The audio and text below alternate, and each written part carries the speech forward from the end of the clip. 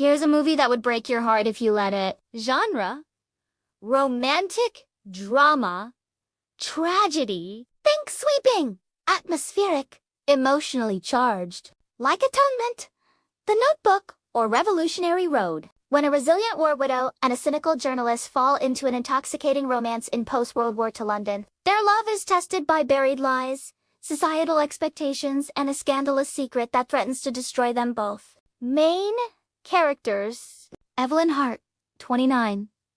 A widow, once vivacious, now fragile yet strong-willed. She masks her grief with poise, but beneath her polished exterior lies a heart desperate to feel alive again. James Carroway, 35.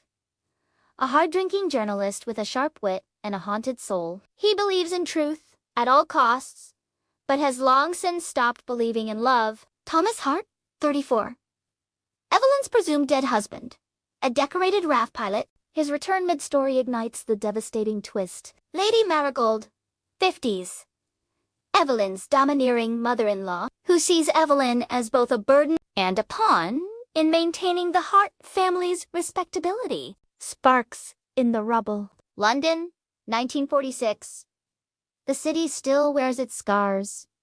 Bombed-out buildings, food rationing, soot in the air. Homes are just patched-up shells. Streets are littered with rubble, and Evelyn tends to the Hart estate, a cavernous mansion with boarded-up windows. The caretaker's quarters in the basement, suffocated by duty and grief, tending to her garden among the bombed-out ruins of a nearby chapel. Day after day, she finds solace sketching the flowers that sprout from the cracks, a symbol of resilience amidst the destruction. One day, a reporter named James arrives to cover a story about the rebuilding efforts in the community. He spots Evelyn in the chapel and is immediately intrigued by her. Her sadness, so palpable, is like a beacon in the gray landscape. Their first conversations are barbed as he sees her as stuck in her sorrow, and she sees him as too cynical. But both are drawn to what they recognize in each other: pain.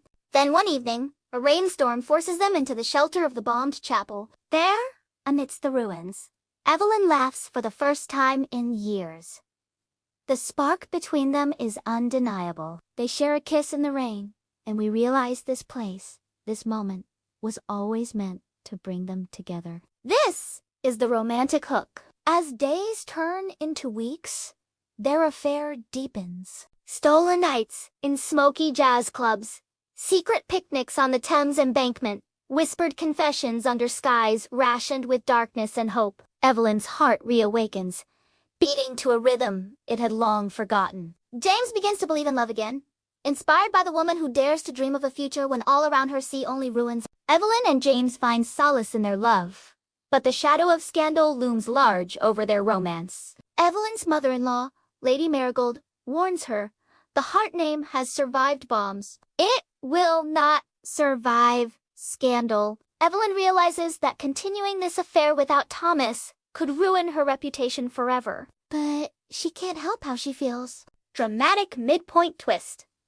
Just as Evelyn prepares to leave London to escape her feelings for James, she receives news that Thomas, her husband, presumed dead, has returned. He survived the war, held captive in a Soviet camp, and has just arrived back in England. Overwhelmed with conflicting emotions, Evelyn confronts James, demanding answers.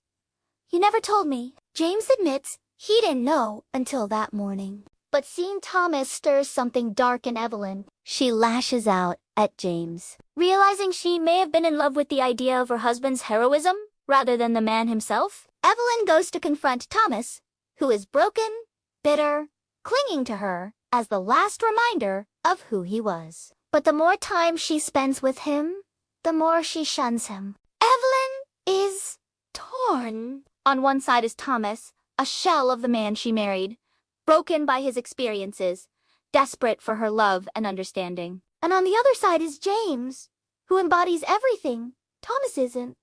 Alive, honest, passionate, she grapples with her feelings, torn between duty and desire. She cannot abandon Thomas, not when he needs her the most. Yet she cannot smother the love she's found with James either. Meanwhile, James, convinced He's lost. Evelyn returns to the bombed chapel, seeking solace in the place where their love story began. He finds comfort in the ruins, surrounded by the ghosts of their past. But Evelyn soon realizes she cannot live a life half in love and half in duty. Climactic confrontation. That night, Evelyn makes a decision. She attends a lavish Hart family ball, a gathering of London's elite, dressed in her finest gown, a vision of elegance against the backdrop of war-torn London. Amidst the waltzing couples and polite conversation, she takes a deep breath and makes her way to the center of the room. All eyes turn to her as she speaks, her voice ringing with newfound strength and honesty. She announces her choice, not in whispers, but before the entire society, shattering the illusion of her perfect life. I will not live in a mausoleum built from duty. I choose love, even if it damns me. The ballroom erupts in gasps and whispers. Lady Marigold faints dramatically into the bosom of a nearby countess. Thomas, witnessing this public rejection, walks out into the London fog, leaving Evelyn sobbing in James's arms. Months later, Evelyn and James are living a quiet life together in a modest flat, stripped of titles and wealth, but full of a fragile, hard-earned joy. The bombing of London has left deep scars on the city and its people. But amidst the rubble, life is slowly trying to bloom again. Evelyn and James walk hand in hand past the ruined chapel where they first met, now rebuilt, sunlight spilling through new stained glass. Their love, messy, controversial, imperfect, endures.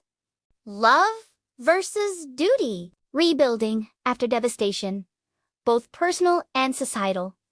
The cost of honesty. The courage to defy expectations. This is a story about love in the face of loss, about the courage to pick up the pieces of a shattered world and rebuild, both for a nation and for oneself. It's a story about the enduring power of the human spirit and the transformative power of love.